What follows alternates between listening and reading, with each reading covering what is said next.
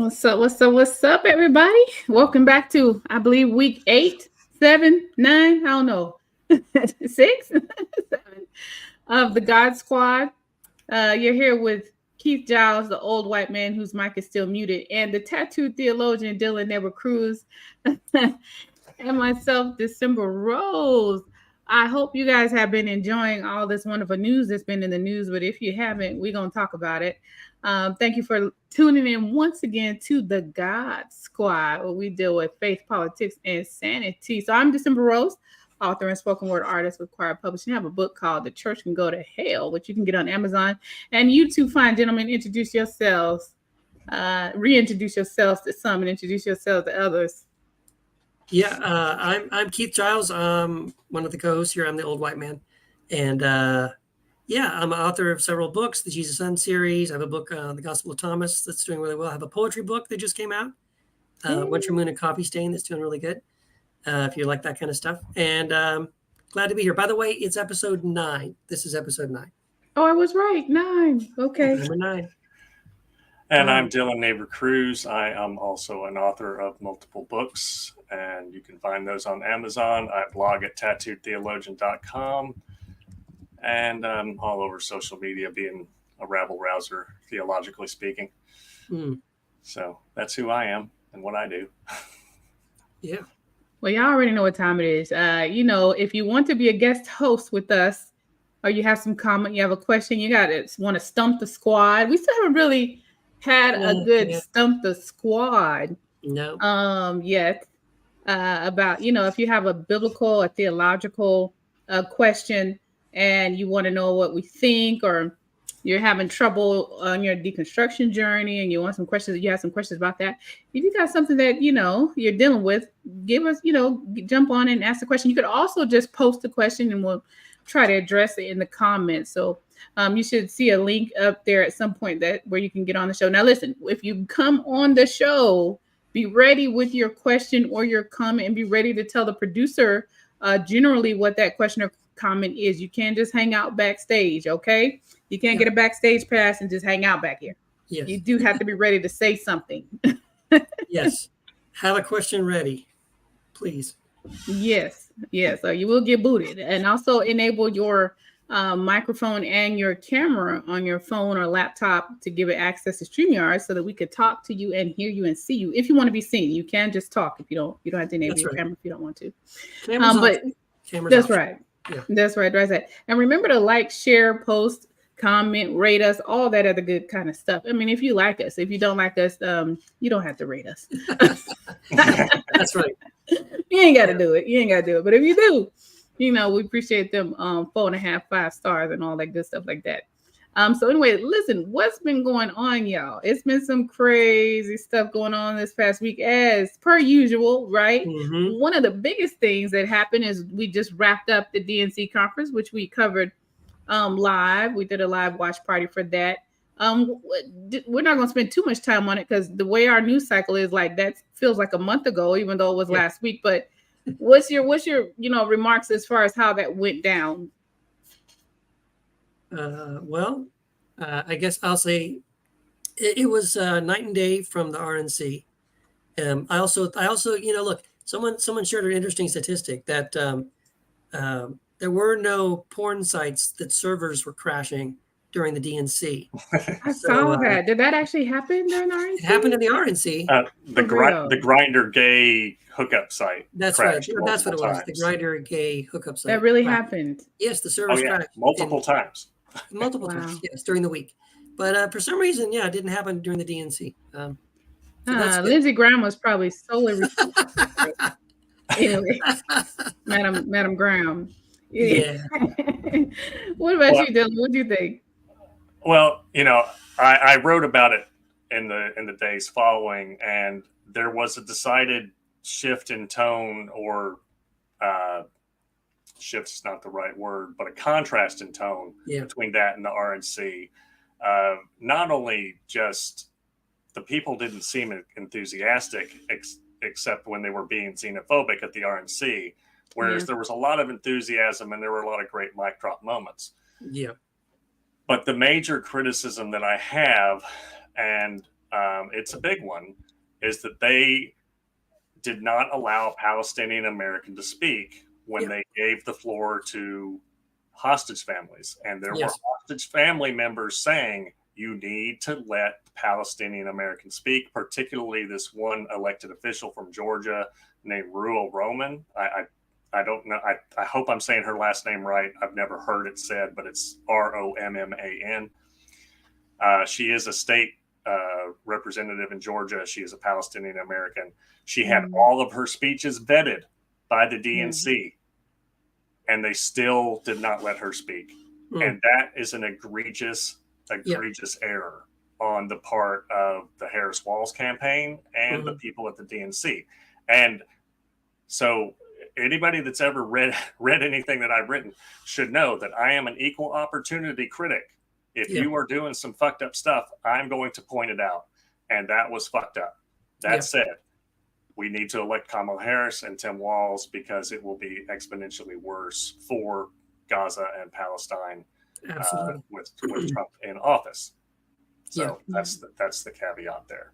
Yeah, absolutely. Yeah, I agree with you. I think it was. I don't. When that happened, I was like, it bummed me out, because I thought that Kamala Harris understood what a detriment this was to the campaign. And it certainly was to Biden's campaign, when it was Biden's campaign, that he was so pro-Israel and so pro-Netanyahu that when Kamala took over, then it became her ticket. She made a big statement by not even showing up to Netanyahu's address to Congress, which I thought that was awesome. Like, good for you. And then when she did speak, she didn't give him no butter and sugar and cream and all that. Not at all. And so I thought, okay, this is a good sign. And I will say, and I've heard some people comment on what you're saying, Dylan. I heard a couple of people, like on PBS News and CNN and some other commentators, saying, well, it was really bad optics that they didn't allow the Palestinian people to speak. But, Kamala kind of covered it on her speech. And she did, I will say, she did give a very strong support for the suffering in Palestine and all that, and talking about a ceasefire. And I was really relieved that she said that. However, it doesn't erase the fact that it would have been much better to allow the Palestinian representatives to speak. And I'm hoping going forward, we're not going to continue to see that kind of stuff. I hope. I have. I'm a little bit torn on this situation. Well, maybe not torn. I have just a little bit of conflict in my thoughts with how they handled it. I do believe they should have given space and voice to a Palestinian American, specifically the elected official. And at the same time, as someone who has done events and things and pastored a church and have handed a mic to somebody and seen things go haywire, I kind of understand why they did not. Yeah. Because someone can give you a speech, have it vetted, and get up there and rip that thing up and say whatever the heck they want to say after they got the mic. Yeah. And so I kind of understand why they might not have trusted the situation, but I wish that they could have. And I also wish they would have, but I do understand why they might not have. And I hope that doesn't sound like I'm waffling. I just understand that when you're live on TV and you hand somebody the mic, they can really do what the hell they want to do with that microphone until you get it back. Yeah. And without you causing a scene and a ruckus getting it back. Yeah, no, that's right. So I understand why they might not have wanted to, but I wish they would have trusted her enough and believed that she would have stuck to what she submitted to be vetted, because I think she published what she was going to say, and I didn't see anything that was divisive or controversial. Yeah. I mean, she said she was all in for Harris and Walz. Yeah. But this needs to be heard. And now, only a week later, look what's happening. Yeah. Yet another. Didn't we just have something yesterday? Was it yesterday or the day before yesterday? Yesterday, Israel started another offensive in the West Bank. Yeah, they marched troops, right? The Nakba in 1948. Yeah, they had like over 1,000 troops or whatever. They're ripping up infrastructure. They're tearing up water lines, which means they're depriving water to human beings. That's it. Which is a fucking war crime. That is a war crime. It's a war crime. Right. Yes. Yeah. Mhm. Yeah. So go ahead. Yeah, I don't think we ran could into my state understate rep. how complicated this war is. Yeah. Because you have, on one side, you have a terrorist organization that is indeed using the Palestinians as a shield for what they're doing. Oh, yeah. That is true. That is indisputable. Yeah. And on the other side of that, you have somebody who has a legitimate cause to go after these terrorists, but they also have an illegitimate motive for how they're doing it and why. With Netanyahu is in the same position as Trump. Yeah. He's facing, getting put out of his position for things he has done while he's in office. And so long as he keeps this war going, he's safe. Yeah. And if he can make everyone feel like he's doing the country a favor or bringing home a victory, he feels like he's safe. So his motives, his hands are not clean. So on neither side is there to me, there's not any pure righteous actions on either side. And the ones that's caught in the middle of it are the Palestinians. Yeah. And so it's a very complicated, and I think we don't appreciate enough the complicated situation that the United States is in either. I think from what I'm hearing, sometimes it sounds like people really think the United States could put their foot on the ground in Israel and say, "You all stop that. It's over." Hear people here's talking, what we could do. Here's what we could do. Vibe Because, like they really think the United States would go over there and tell Netanyahu what to do. right. He's going to do what the hell he wants to do. Right. Now we don't have to fund it. Right. Well, it's not just the funding. I mean, he can't drop bombs if we don't send him the bombs, and we're sending him the bombs. There's something called the Leahy Law. Yeah. Named after Pat Leahy, the former senator from Vermont, who he has now come out and said that the United States is violating it. There's also another provision, 620I, and another law that says if a foreign government is denying humanitarian aid, we cannot send them weapons. Well, we are. The Netanyahu regime is currently denying humanitarian aid and also making that aid making the conditions for life impossible. So and Bernie Sanders, there are things that we can do. Yeah, Bernie Sanders called for for the investigation, because they have the right. Congress has the right, when they are sending military aid to a country, to look into the way that is being used and whether or not there are war crimes and violations and things like that, humanitarian violations. And he couldn't get it passed, right? Again, Bernie Sanders is Jewish. And he's the one who wanted this to happen, and he couldn't get it through. So, again, there are plenty of things we could do to make it at least more difficult for Netanyahu to do it, and to let him know that we are not in favor of the extreme measures that he's using, because he's going way overboard. In this, it's difficult for me to even agree that it's to call it a war, because one side is an occupied, people group. They are in the largest open air prison in the world, and they're getting bombed and shot, and it's all the attacks are against civilians. Thousands of children have suffered because of this. It just feels like a genocide. It doesn't feel like a war. Because when you see the casualties, when they report casualties, it's always Palestinians. How many 100 Palestinians died in this? How many 100 Palestinians died in that? Since the October thing that happened, which was horrible. Again, I'm not saying that was justified in any way, but all the casualties since then have been on the Palestinian side. Yeah. I do believe it is a slow moving genocide. It is what it is. And if you get into the deep right side of the Israel, what do they call it? IDF? Is that what they call it? Yeah. Get into the deep right, they'll just flat out say that. They'll say we need to kill them all. We need, excuse my language, I'm just saying what they're saying. That we need to wipe them out. Like they're covering for Hamas. They're the same. If you get down into the deep of it, a lot of them actually believe that. They believe that. So they're not taking care. I don't care what Netanyahu is saying. They're not taking care with how they're going about this war. They're not. They're not that concerned. Yeah. And how many times can you apologize? Like with anything, how many times can you apologize to something before that apology means nothing? You're not moving any differently. So that apology meant nothing and it means nothing. Yeah. Oops, we accidentally bombed a refugee camp for the third time. Like a school, a hospital. Yeah, or a hospital or and school. They shot up a UN vehicle today. Yeah. That got hit 10 times. Yeah. Yeah. Press. A lot of people in the press have been killed. Yeah. So unfortunately, listen, keep the peoples in prayer on both. There. This might be one of those situations where what Trump said might make some sense. There's some fine people on both sides. In other words, there's some Israelis with some good sense, and there's the Palestinians with good sense, and they're trapped in the middle of Netanyahu and Hamas, which I don't care what anybody say, neither side of that has a good motive. I don't care what they say. Yeah. Netanyahu doesn't have a right motive, and Hamas sure in the hell is a death cult or whatever the hell they're doing. Yes. They don't have the right motive. And the Palestinians are trapped in the middle, as well as the Israelis, but mostly the Palestinians. Like you said, they're the ones that's dying. Yeah. Right. So anyhow.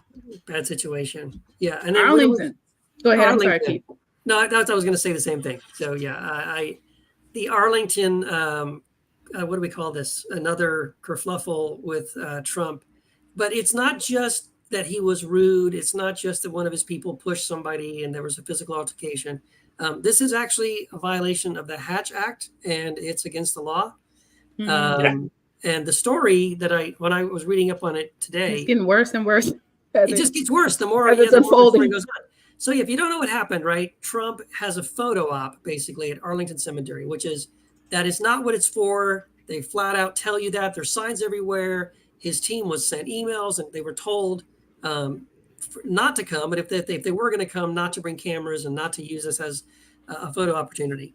So then the story I saw today, it said according to reports, Speaker Mike Johnson, everybody's favorite Christian nationalist, Speaker of the House Mike Johnson, is the one that pressured reluctant Pentagon and Arlington staff to give Trump access to the cemetery. And after intense pressure from Johnson, Arlington agreed to allow him to actually come and do this stupid thing that was basically a photo op. And they said, but as long as Trump followed the rules, which of course he did not. He used the graves of fallen soldiers as background for political advertising. And I think they said he was accompanied by a Utah MAGA GOP governor, Spencer Cox, who also has been in trouble in the past for doing this exact same thing. So he's done it, but he's with this Utah governor who's done this before. And he goes with this guy and they do it again. Was it the governor or whoever that pushed the Arlington Cemetery staff? Somebody. It was one of Trump's staff members pushed an army official who was there saying, hey, you're not allowed to do that. That's right. To which J.D. Vance said that Kamala Harris should look into what really happened and she could go to hell. She didn't even. Okay. They so thirsty for attention. She not, like they saying, they're not checking for your ass. She not studying. She ain't even responded to this. There's no response to this. And but the cemetery put out a statement saying that they broke the law. I mean, it is what it is. So the Trump campaign once again shows that they have absolute no regard for anything that's sacred or the sanctity of life or anything like that, or veterans, and that they just don't give a shit. And then they have the temerity to lie about it. Yes. Mm-hmm. And say, why don't you look and see what really happened? Well, the cemetery and the United States Army told us what happened. That's right. And now you're going to go tell the vice president to go to hell because you're what? Just that she haven't said anything. Yeah. I mean, come on. They so pressed that she is not responding to nothing that they say. Yeah. I love it though. Yeah. She's just ignoring them because they don't count. They don't matter. They're knuckleheads. Ignore these guys. They're so pressed about it. But the thing is, this is just more of the same of Trump. This is him. This is who he is. Yeah. And people keep trying to convince themselves. They keep trying to rationalize the bullshit. It is what it is. He is irreverent toward every value that the Republican Party used to hold dear. Everything. Freedom, the law, family, the military, Yeah. rule of law, all of it. Not only that, let me just say this. Not only that, this is mind-blowing. This finally, I just realized this today. Yes, you're right. So Trump has gotten Republicans to turn their back on all of the major things that made them Republicans, right? All their pillars. Including doesn't even have a abortion. platform anymore. Yeah, but including abortion. The one issue that most Christians will say, well, the only reason I can't vote for Biden, or the only reason I can't vote for Harris, or I can never vote for a Democrat is why? Because of abortion. I can never vote for a baby killer. But Trump has become a pro-choice candidate. He is turning the GOP into a pro-choice political party. He has said he wants there to be, not to be an abortion ban beyond a certain point, that he's pro-IVF. Like, he literally is getting pro-life organizations, historically pro-life organizations, who in the past would have never, ever budged on this issue, on this question of, well, could we have abortions at this time, at this point, or at that point? No, never. Abortion is murder, and we can never give an inch on this. But these pro-choice organizations have still endorsed Trump, even though Trump has said that he would be open to allowing abortion, right, up to so many weeks. That is crazy. And then today it came out that they're apparently sold for IVF now. Yes. And that the government may subsidize. I was like, what? Yeah. So they're just moving the goalposts because they know they're getting fucking hammered. They're getting hammered. I mean, it's getting wild. I don't believe for a minute that if Trump got in office that he would that there would not be anything other than a national 6-week abortion ban. Oh yeah, no. It's just what he's saying now, and I think that's what they realize is, oh, okay, he just has to say this, just pretend, so he gets elected, and then once he's elected, he can do whatever he wants. Same with the Project It's just like Kevin Roberts guy. Saying, yes, that when he was disavowed Project 25, oh, we know why he's doing it. He has to because he has to. It's politically expedient. Well, yeah, because nobody fucking wants it except for the Christo-fascists. So, I mean, it's just part of the playbook for them to disavow, to tell everybody the plan, and they go, oh, no, we didn't mean it. No, sorry, y'all. We were just kidding. We're not going to take your rights away. Cross our fingers behind our back, though. I mean, it's absurd. That's wild. Listen, if you have a comment or question, you see it up there, hit us up. We want to talk to it, and we want to talk to you. And we got somebody waiting to come on who is faithful to the show. So we're going to bring our guest host up that we got on here, and want to let y'all know, what's up, Tabby? Hey, Tabby. Oh, hi, we wanted to speak to you last week, but we were having problems with your audio and video. So we're glad that you were able to jump on here today. What's going on with you, Tabby? I'm all right. As you guys were talking, I'm thinking in my head, I'm going, oh, yeah, I'm with you on that. I'm with you so much. Something that I've had a conversation with a couple of folks about that are Christian, and because they're Christian, they must be pro-Israel. Yeah. Jesus was Jewish. And hold on a second, everybody, let's slow down. First of all, look at a map of ancient Middle East. Stop basing it on what you see there, because Palestine wasn't exactly Palestine, and Israel did not have that section that we have as a country. Yeah. Israel. That annexation area, that was not as it is. Jesus would have been what we consider Palestine. It would have been a region. So he might be Jewish, but he would have been Palestinian. That's right. So, all these Christians who are because I must be pro-Israel because I am a Christian, and Israel is God's people. It's hold on a second. We're all God's children. We're all God's children. That's right. Yes, the nation of Israel was blessed, but they weren't talking about the nation as we see it now. Right. But obviously you got let's take the word of God literally. This book is what it's supposed to be, and that's all it's supposed to be. Yeah, that's right. Yeah, that's a good point. Like, 'cause, in Bethlehem is, Jesus was born in Bethlehem. Well, Bethlehem is in Palestine. If you want to go to Bethlehem today, you have to go into Palestine. So yeah, that's right. Good point. It's ridiculous. I think another thing that that I believe is tying so many people to anything that happens in Israel, the political move that Trump made to move the embassy to where did he move it to? Jerusalem, and all the stuff that he did is so many people, like you said, take the Bible literally and tie themselves to Israel and anything that's going on with Israel because of that whole rapture doctrine. And they believe so many things have to happen and so many dominoes have to fall before Jesus comes back. And all Keith and Dylan probably are ones that more speak on this, but there's a reason why they're so invested in every single thing that's happening, and also giving Netanyahu free range to just do whatever crazy thing he thinks of doing, and all this genocide and things that they're doing, because it's tied to the doctrine that they believe in, as far as all the things that have to happen sequentially for Jesus to return. You know what I'm talking about, Keith? He's probably better to explain that. Dispensational nonsense. Yeah, exactly. Yeah.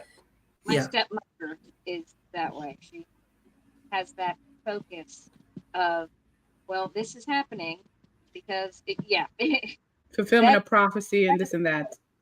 Exactly. She started going to. She decided she had to go to temple now because the world's ending, and she has to be at temple, not just going to her church. She must be at temple. Oh my gosh. Oh boy. Okay. Well, yeah, that's okay. Cultural appropriation. Well, we'll see what happens with that. Well, thank you, Tabby, for tuning in again and lending your voice. It's always good to see you. I really want to know what's happening with your ceiling, but it ain't none of my business. But I feel like something's going to come down.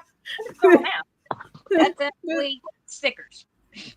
Oh, okay. Oh, that's cool. Oh, wow. That's cool. Okay, our listeners might not be able to see what we're seeing, but that's pretty neat. I was like, what am I looking at on this woman's silly? Thank you.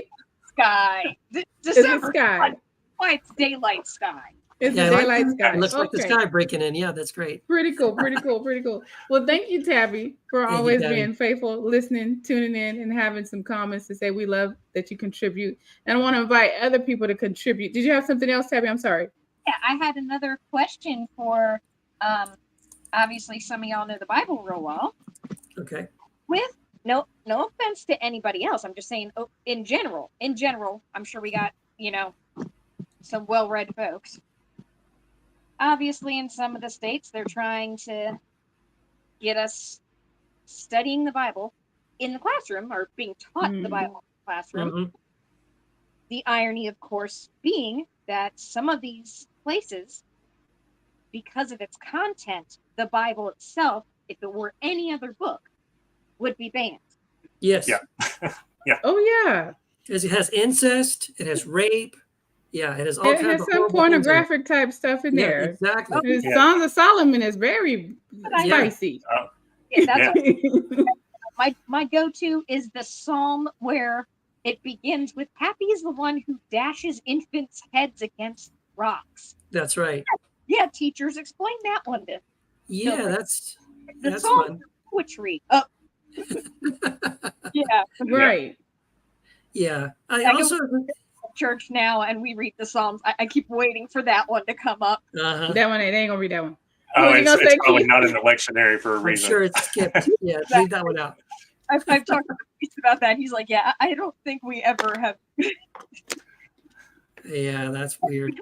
There's a lot of weird stuff like that.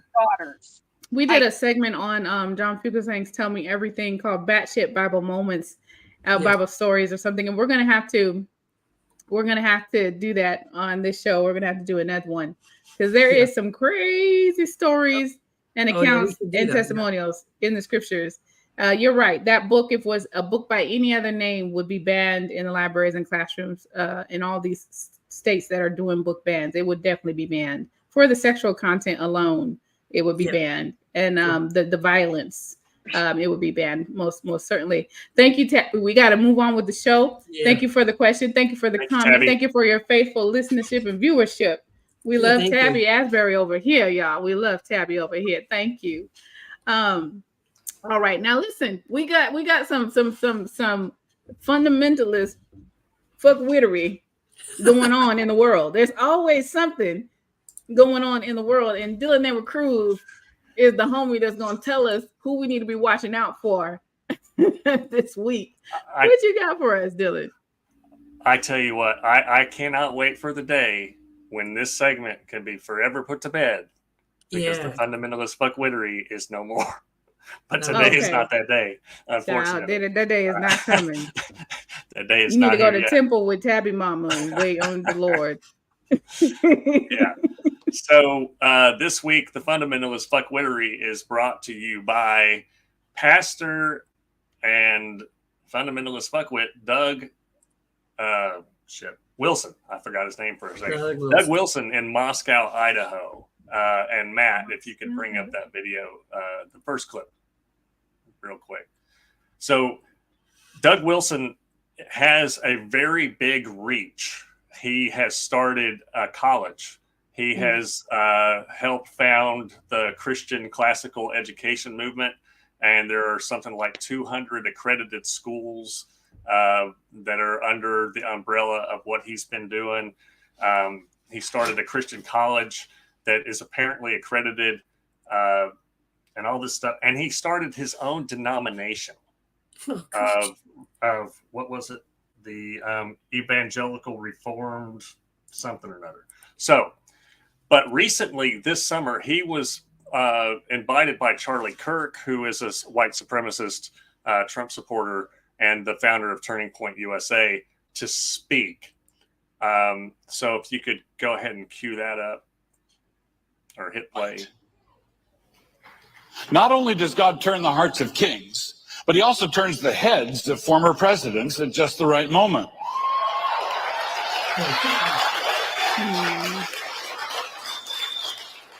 Such that the bullet grazes the ear, leaving behind the red signature of providence.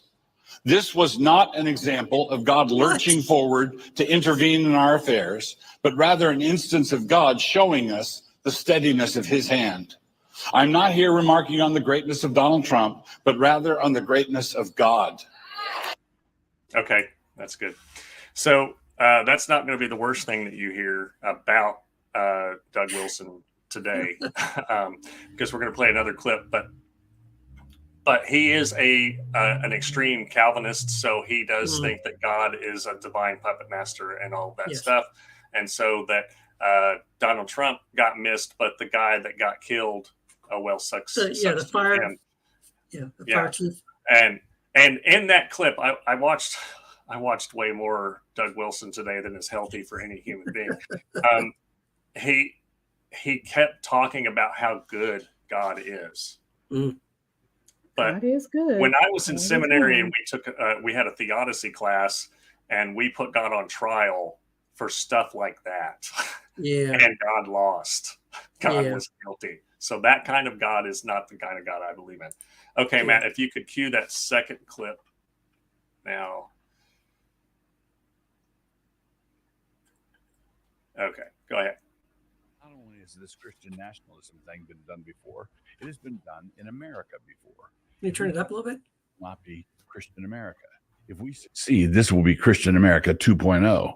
This will be Christian America again. This will be America as the prodigal son, tired of the pig food, coming home to his father. Whatever else you say about church establishments at the state level, and there is room for criticism, you cannot say that it is unconstitutional. Out of the 55 men at the Constitutional Convention, 50 of them were Orthodox Christians.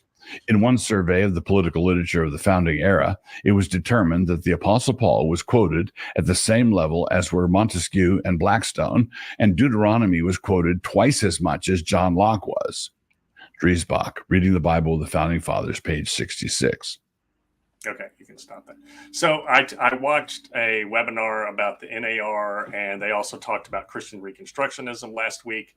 Doug Wilson is part of that Christian Reconstructionist movement, and he's also part of the Neo-Confederate movement, which I'll get to in a minute.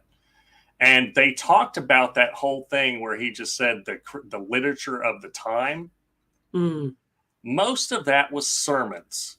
But the way he just said that, you would think that John Madison and John Adams and Thomas Jefferson and all those dudes were writing letters back and forth talking about how we need to have a Christian nation. And that is absolute bollocks. We have destroyed that myth many times before. That's right. But this is the kind of thing that Doug Wilson says and does. And then his publishing company, Canon Press, Matt, if you want to bring up that book slide real quick, published this book, which is it's called The Case for Christian Nationalism by Stephen Wolfe.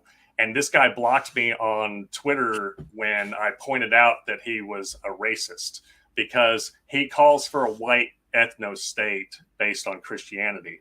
And so when I did this deep dive into Doug Wilson today, and some of the things that he says are just batshit crazy.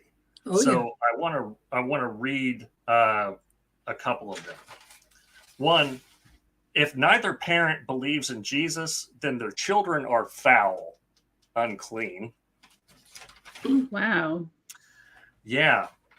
Oh God. I'm pretty sure JD Vance believes that too. Yeah, this is really extreme. The way he's going. He claims that racism is a sin, right? And remember, we watched that very cringy video where Bethany Cosmo was saying that the left is trying to reclaim language.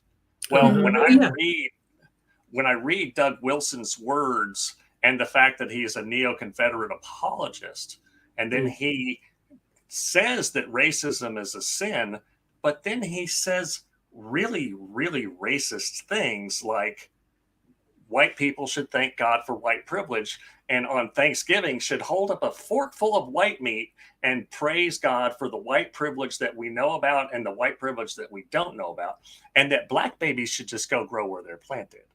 Oh my gosh. Wow.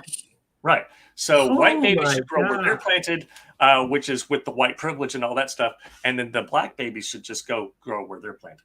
But he also said this about slavery. Oh, here we go. Oh, Lord. Oh, Lord. Yeah. That the enslaved had a life of plenty, and that the master-slave relationship were characterized by mutual confidence and affection. What? In what world? Yeah. Well, I had some confidence that you was going to beat my ass if I didn't do what you told me to do. Right. Or in kill the me. convoluted mind of a neo-Confederate, that's what it was. But so anybody who's listening, I would encourage you to look up Ona Mae Judge. Ona Mae Judge was an enslaved woman who was enslaved by George and Martha Washington, and she escaped to freedom. That's right. And the Washingtons did everything in their power to get this woman back. Mm-hmm. Yep. And the paternalistic white supremacy that they evinced, I just don't understand why Ona Mae would want to run away. Right. Because she was fucking enslaved, you idiot. That's why. So, I mean, there were more quotes from his book, Southern Slavery as It Was. That's the title of the book, which fortunately, when that came out, some professors from the University of Idaho, which is in Moscow, Idaho, where Doug Wilson's little fiefdom is, put out a book rebutting everything in it because it was sloppy scholarship and it was neo-Confederate horseshit. Yes. Since 2021, 27 different people have come forward with allegations of either physical, sexual, emotional, or spiritual abuse from his schools or churches. Why does that not surprise? That shouldn't surprise anyone. It's like the greatest hits of right-wing fundamentalist fuckwittery. Yeah. And he has gone on record as saying remember that passage that you talked about, December, where it says, if a man rapes a woman, that they got to pay the bride price and all that stuff, right? Yeah. Well, he thinks that that's a real thing that should happen. He also thinks that pedophiles, like today in the year of our Lord 20 and 24. Oh yeah. Yes, yeah. Wow. He also said that pedophiles should be put to death. But then, when a pedophile was found in his church, he not only wrote a letter to the judge asking for leniency, he performed the dude's fucking wedding. And after that guy got married, he had to have no unsupervised contact with his own child because he was trying to perpetrate more sexual abuse on a child. Oh my gosh. So for all of these reasons and so many more, Doug Wilson is this week's example of fundamentalist fuckwittery. I gotta say, man, you know what you need to do? You need to keep a list of all these people who have been your fundamentalist fuckwitteries of the week, because this guy is in the running for fuckwit of the year. Of the year. Oh, yeah. We should definitely do. At the end of the year, there's going to be an award, and he's got my vote. I'm going to keep a running tab as well. I think that's a good idea. You might be onto something. And just before we move on from Doug Wilson, today I learned that he didn't go to seminary. He didn't graduate from seminary, but somehow started a whole denomination. Sure. And B, he thinks that marital rape is not a thing. And his quote is, "A man never trespasses in his own garden." Ooh. So a woman has no right to say no. And multiple women in his church were being raped by their spouses and went and told church leadership about it. And that's what they believe. A man doesn't trespass in his own garden. A woman has no right to say no if a man wants sex. Yeah. What? Yeah. I mean, wow.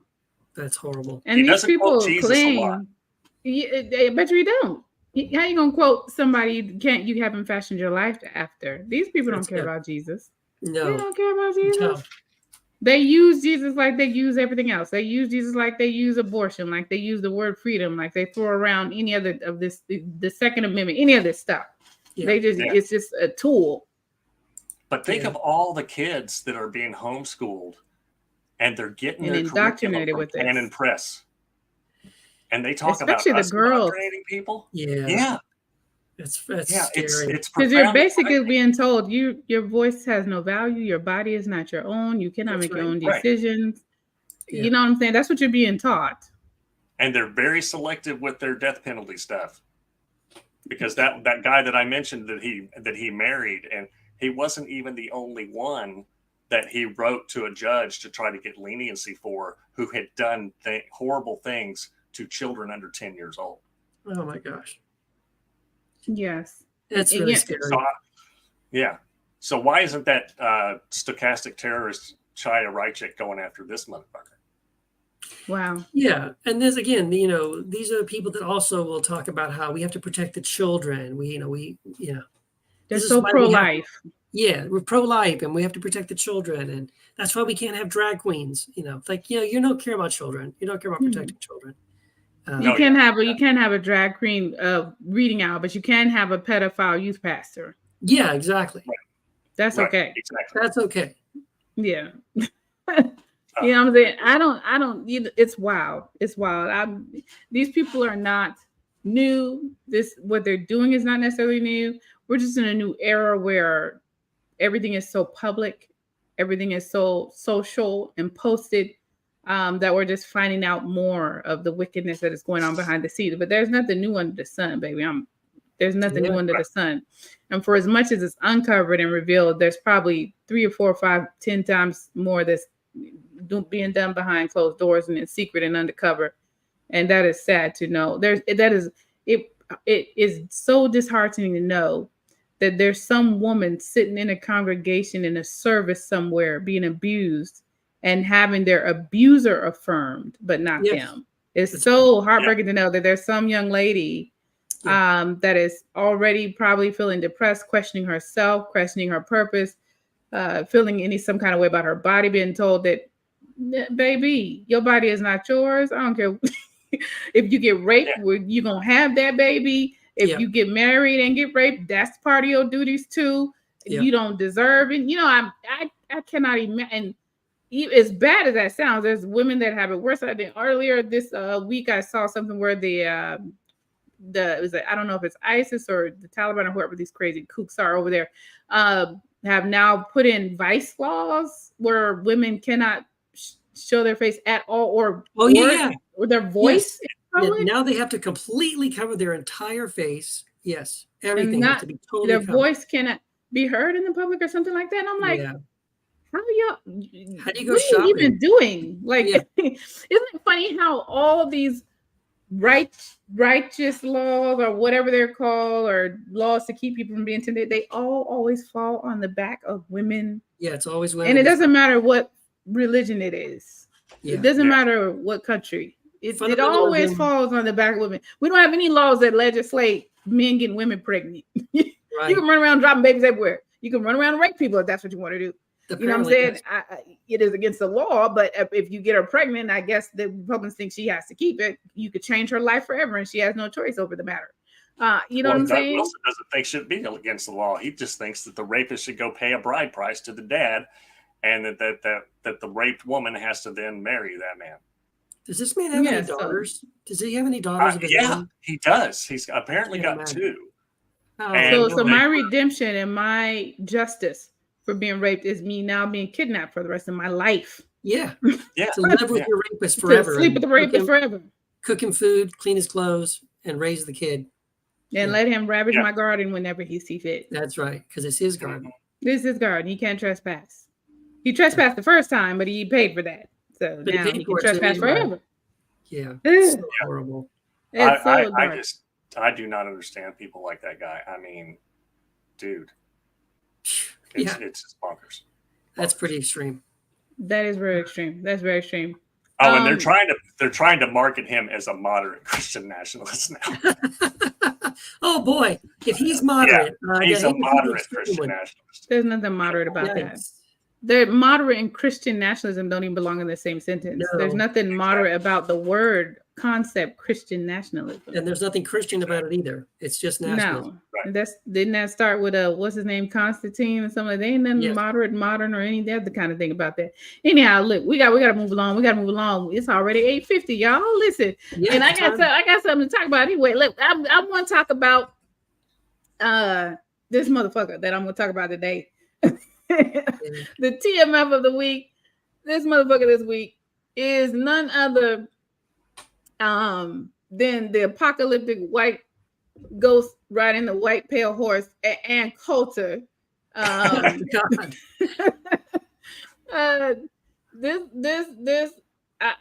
call her a lady out of respect for the fact that she just is a person walking around in a female body, but she's an American conservative media pundit, author, and syndicated columnist. That's what her profile says online. Ann Coulter. This is for lack of better words, this is just one bit of bitch. That's all I'm gonna say. Oh, yeah. One bit of bitch. This is one bit of bitch, and I'm because you gotta be one bit of bitch to do what this heifer did last week.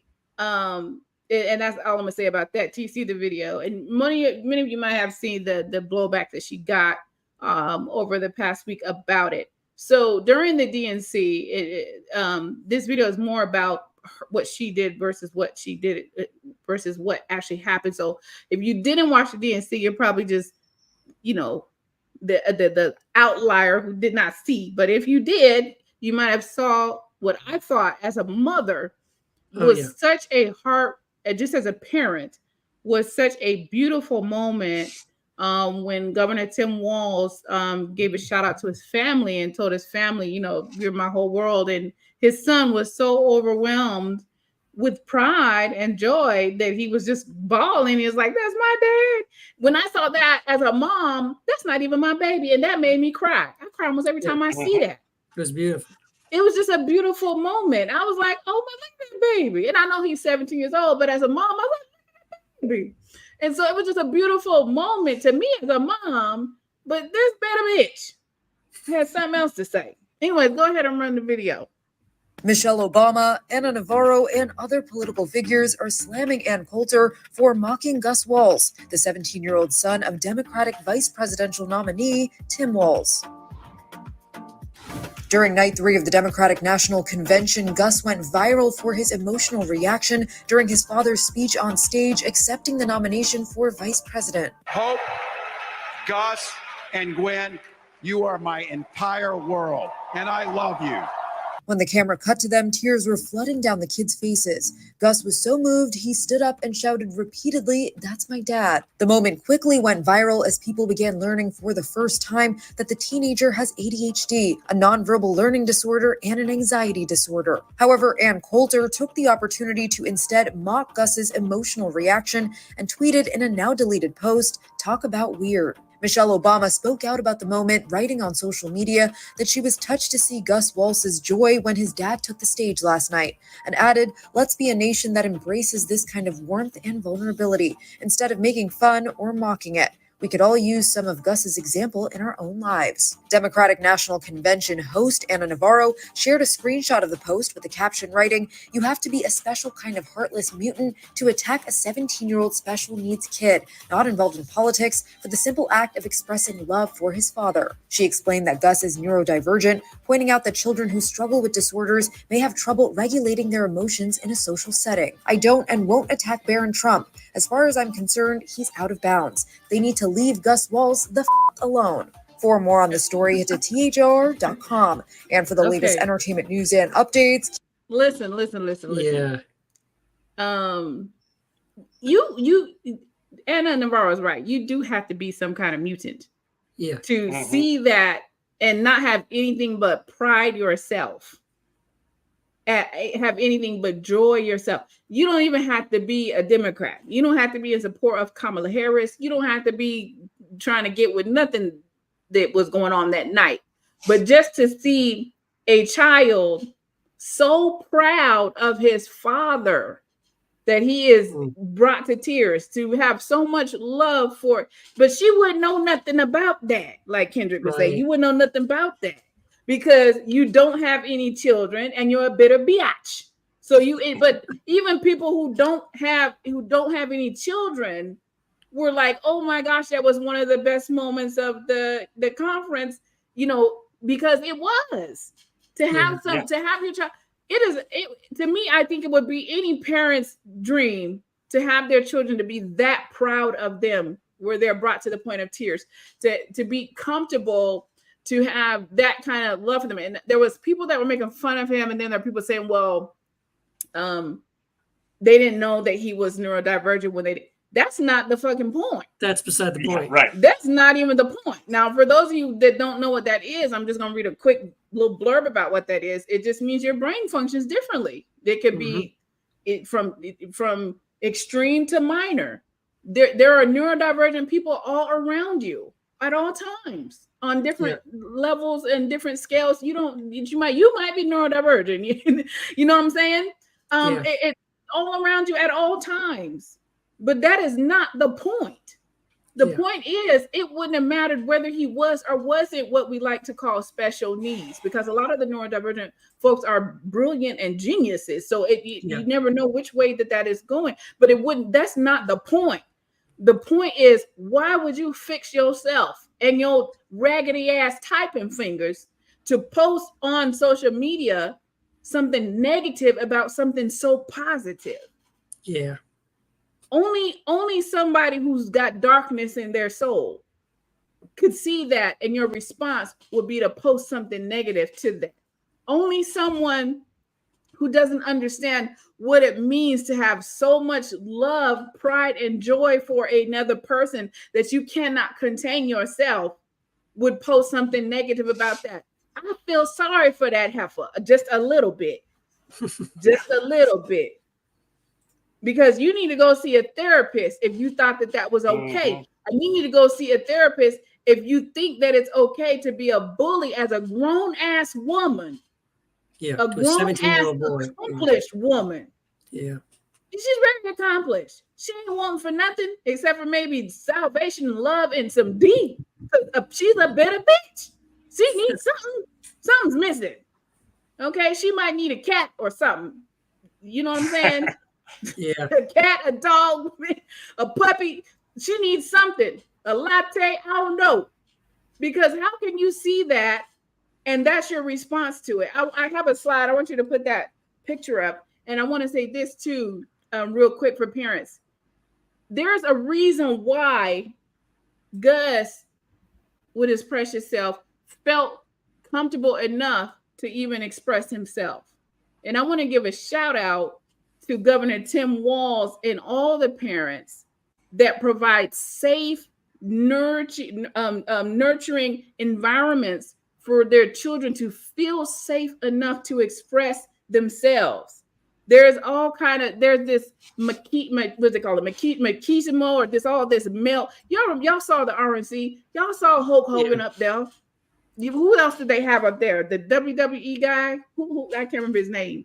But the wrestling guy up Hulk there Hogan, besides Hulk Hogan, yeah. Yeah, he was there, Hulk but there was Hogan another and Kid Rock and yeah, there was another one that's part of the Wrestling Federation or whoever he was. Anyways, there's this what do we want to call it? This fake macho bravado, whatever. You know what I'm saying? That they got going on. And they want to try to define what is masculine on that side. They want to tell you that something like Governor Tim Walz or something like what they saw with Gus, that's not masculine. That there's nothing wrong with crying. There's nothing wrong with having emotions. That's called being a human being. And I thank God for Governor Tim Walz and all other parents who are creating an environment for their kids where they feel safe enough to cry, where they feel safe enough to express joy, where they feel safe enough to stand up and let it all come out and say, that's my dad. That's my dad. And I have this picture up here because you're looking at a situation. I want you to contrast real quick. If you think you would ever find a picture anywhere on earth of Donald Trump with his kids like this. Yeah. Ever. Yeah, no, he's never holding Eric like that. Mm. No. I was gonna say something, but the Holy Ghost said, "Don't say that." You know that Holy Ghost. I know where you were going with it. Yeah, I think I know where you might be going there too. Yeah. The Holy Ghost will snatch you if you say for real. And he said, "Don't. I ain't gonna." There's one child. Anyway, listen. You ain't gonna find. You ain't gonna find it because it's not in him to do. Mm-hmm. If you just pay attention to the entire Trump family clan, it's all fake. I don't care what nobody say. I don't know what they do behind closed doors, but I can tell you when you get out in public, that shit is fake and scripted. Yeah. All of that shit. And his wife cannot stand his ass. Yeah. Okay? Can't stand to be touched by that motherfucker. She don't care if they in here, Paris, France, Italy. It don't matter what the fuck. I don't care if we're international. Don't fucking touch me, motherfucker. Yeah. She gonna swat him, avoid him, swerve him, and curve him. Okay? Yeah. Every chance she get. You're not gonna find it. This is what love looks like. Mm-hmm. This is what genuine love looks like. This is what joy looks like. This is what peace looks like. This is what parenting looks like when you're about it for real and you don't have the help raising your kids. Yeah. Okay? And you can take that down. This woman, Ann Coulter, is this motherfucker this week. And she wasn't the only one, but she was the main one. Because it doesn't matter. They're going to find a reason to demonize, otherize, or whatever eyes you want to put behind it, anything that the Democrats do. I promise you, if any one of Trump's children had been crying their eyes out, pointing up to the stage saying, "That's my dad," that would have been on Fox News up to this day. Still. Oh my God, yeah. Oh yeah. To this day, they'd have been like, "He's such an amazing father. His children just couldn't contain themselves." Mm-hmm. But because it's not them and it's on this side, it's weird. No, y'all are fucking weird.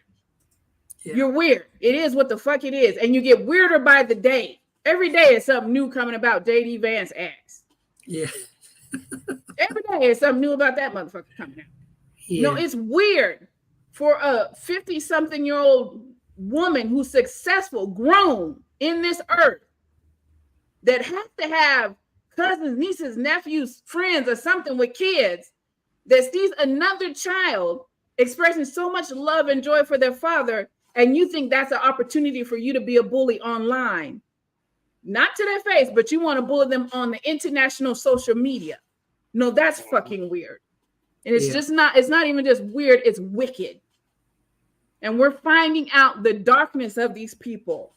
They're finding out the darkness of themselves. That's one of the very few, if not only, posts that she actually took down. She and other people's took down. Because you don't want that on your record. But the internet is forever, boo. You will forever be that bitter bitch who posted such a wicked thing about that sweet young man. You that's gonna be with you forever, ho. Yeah. Now, I said what I said. And for all your parents out there that are providing an environment for your children where they feel free enough to express that kind of joy and that kind of happiness and to cry, especially your young men, kudos to you. Keep it up. And for all of us that were raised in households where nourishing and softness and gentleness was not the prescription in your house. It was not the prescription in my house. I knew that my mother loved us because she provided for us, not necessarily because she was extremely affectionate. But here's the thing. When you know better, you do better. My grandmother was abusive, extremely abusive, and had an alcohol problem. And my mother experienced sexual abuse by my grandmother's husbands. And my grandmother didn't believe her. And my grandmother was abusive and didn't protect her. So my mother is not her mother. She did the best with us that she could. And I am also not my mother. And I'm doing the best that I can with mine. Every generation, you know better, you do better. So if you can say to yourself, I got to grow in that area. I don't always give my children space to feel and to be themselves. Then that's okay, babe. We growing. You know better, you do better. But for all those who are providing environments for their children to have moments like Gus Walls has, my hat's off to you. My hat's off to Governor Tim Walz. Apparently, you are an amazing father. And that is more than we could say about Donald Trump, who has cheated on all the mothers of all his children. That's right. Now, that woman has a black hole where her heart's supposed to be. That's right. I mean, and a black hole is a place where no light can get in, astronomically and none speaking, can get out. Or escape. Or escape. And she's been a brazen fascist for years. So it's hardly surprising that that's the thing that she would say. And Dinesh D'Souza said something very similar. Yeah. And somebody went on his page and was like, yeah, that's what you say if you've never experienced that kind of love before. Yes, wasn't it? Right. It was the owner of the Colts. What's his name? The billionaire. He's on Shark Tank. Oh, Mark. Maybe it was Mark Cuban. Mark Cuban. He said, "You don't know what that feels like, apparently." Yeah. When all your emotions come out at once. Right. Yeah. He goes, it's too bad you don't know what that feeling is. That feeling of love and pride. Yeah. Where everything's coming and flooding out at once. Too bad you don't know what that feels like. So sad you don't know that strange feeling. Yeah. Yeah. So anyway, that's it. That's this motherfucker this week. And called that ass. Oh yeah. I suspect she might return. She might make a return to the show before the year's out because she can't help herself either. She's pretty bad. Oh my gosh. Well, so what's up, Keith? Yeah, it's time for some good fucking news, isn't it? Yeah. Please, brother. Please. Brother Keith, bring the good news. Between the fundamental is fuck with and that motherfucker Dan Coulter. We need some good fucking news. That's right. All right. So the good news for this week is this is really good news. So there's a guy by the name of he's a Republican state representative. His name is David Love. And he has no love, as you're about to see, but that's his name. He hasn't lived up to his own name, but his name is David Love. He is a New Hampshire state Republican representative.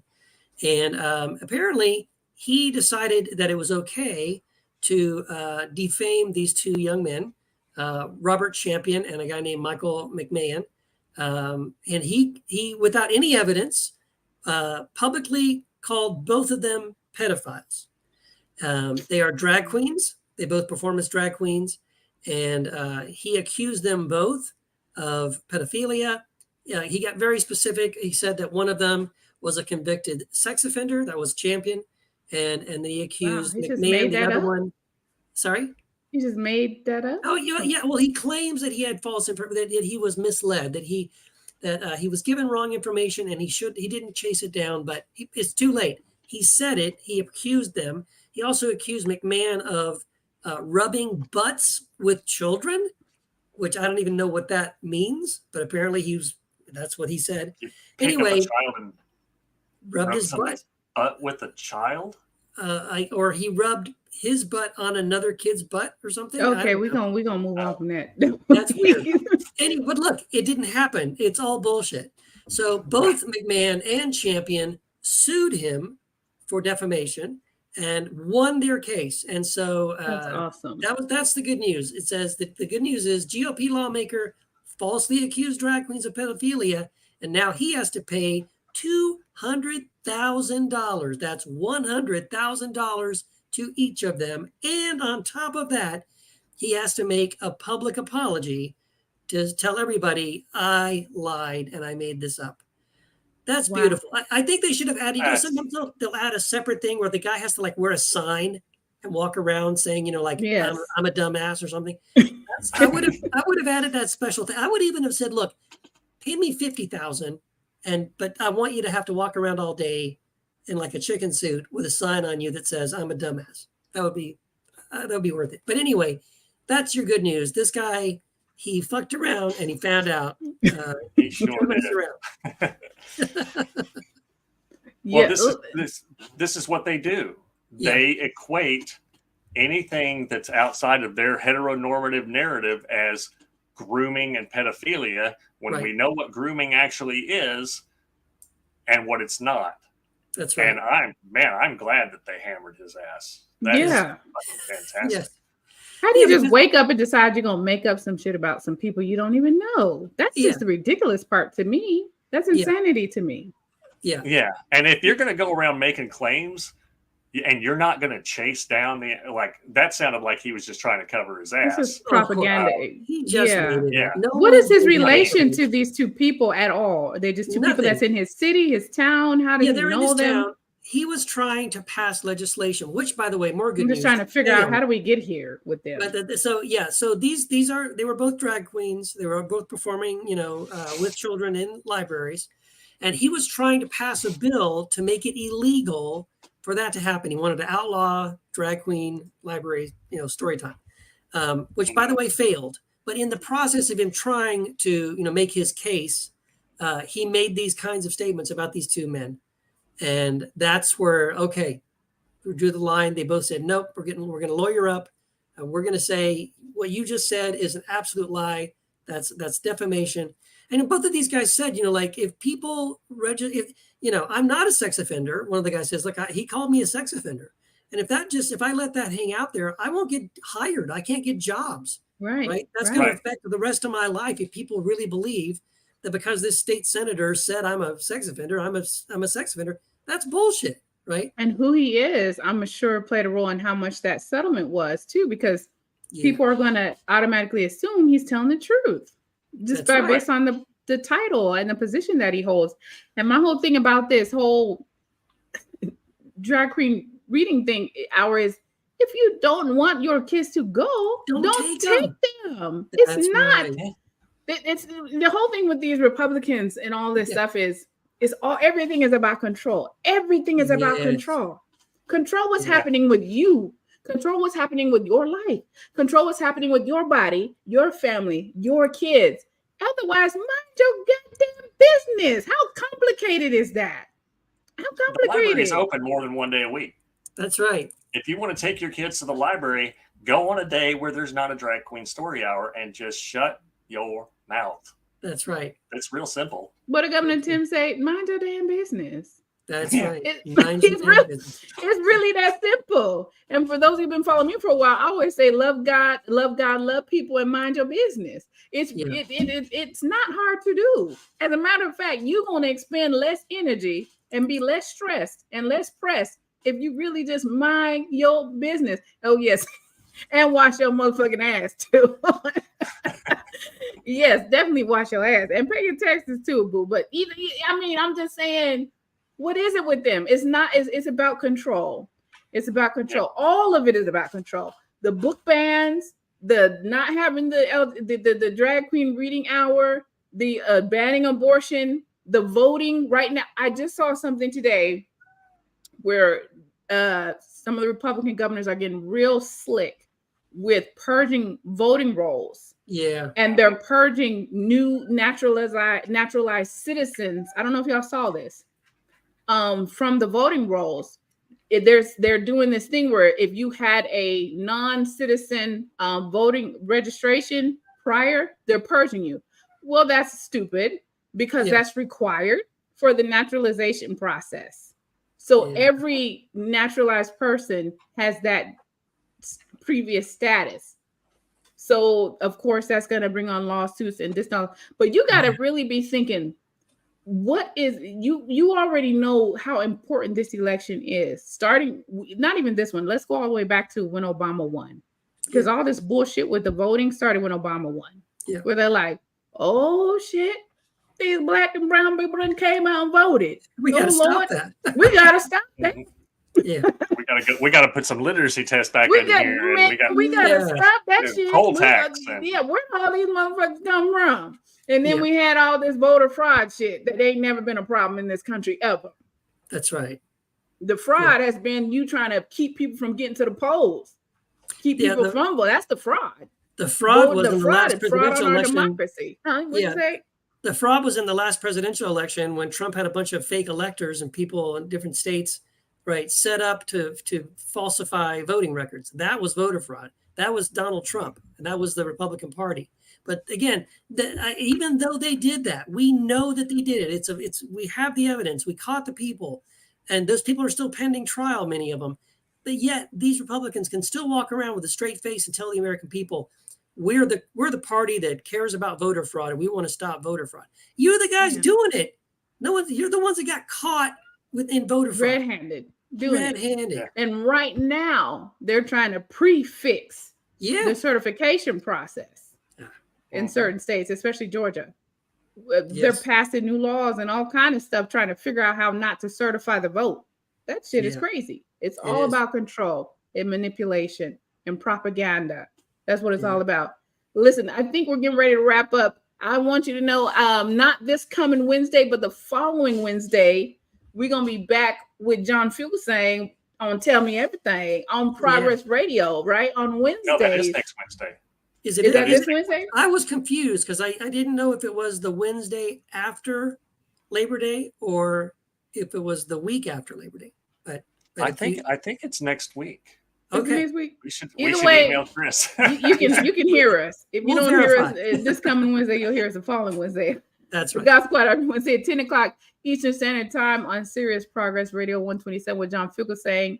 Tell Me Everything. And we're here Thursdays, 8 p.m. Eastern Standard Time, every Thursday with the God Squad, with the Magnificent Three on here. You need to join us. Listen, we have merch now. I don't know if you know that. We got merch now on stuff. Redbubble, if you could throw that up there, where you could get some cool stuff, cups, t-shirts, hoodies, mouse pads, all kind of little trinkets if you want to rep the squad. You know what I'm saying?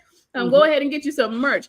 25% of all our profits go toward a nonprofit every month. The first 3 that we're donating to, we're going to choose. And after that, you may also submit a nonprofit for us to donate to. And we would love to do that. Check us out. And also, listen, like, share, follow, all that good stuff. Go to the GodSquadPod.com.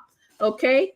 And so you can be notified when we go live. You can see what we're up to, what we got going on. And please write a review for us on Apple. Are we on Spotify, y'all? Oh, yeah. Spotify, Apple, Podbean, Amazon, anywhere you listen to podcasts. Wherever you get it. Please give us 5 stars. You know what I'm saying? Or however many they'll let you. If they let you give us 10, give us 10. Now, if you ain't got nothing good to say, then get somewhere and mind your motherfucking business. But if you got something good to say, then we'll accept your reviews and your stars and your comments. And listen, we love your comments. Please do. For some reason today, Facebook was not cooperating with us and we could not post your comments today. I'm so sorry. But next round, hopefully Facebook will have their act together, or we'll have our act together. Whoever didn't have their shit together, we're gonna have it all together by next week so we can post and see your comments. And if you want to be a guest host, remember to click that link and come back. Remember to be ready with your question or your comment so you don't get booted out by the producer, okay? Be ready. And we're still waiting on y'all to stump the squad with something. Ask us a biblical, theological, deep apologetics question biblical history question that we can answer, or if it don't have to be biblical, you might can come on here and enlighten us about something that's in the Quran or the Bhagavad Gita. I'm probably pronouncing that wrong, or about your faith. We're not, you come on here and tell us about what you believe and what your path is. We want to talk to you, want to hear you. So anyway, Brother Keith, Brother Dylan, y'all got any closing words and thoughts for the peoples before we take up an offering and close out and do benediction? Well, just thank everybody for listening, and thank you for, sharing and liking, telling friends about the show. We'd love to hear from you anytime we're on. Please come on live, ask us questions. We'd love to talk to you. And then, go to God Squad Pod and leave questions there. We'll stay in touch with you guys during the week. Something cool, something funny, questions you want to post in the group. We'll all try to respond when we can too. Look, and Keith it's the just highlight of dropped my a week book when I this get week. when I get some mail or some comments on social media. It's the highlight of my week when people have listened to the show. That's Yes. right. Yeah, Please. I love that. Yes, I have got some We need great all the comments. help we can get because we're researching all this other nastiness. Oh, that's right. Oh my gosh.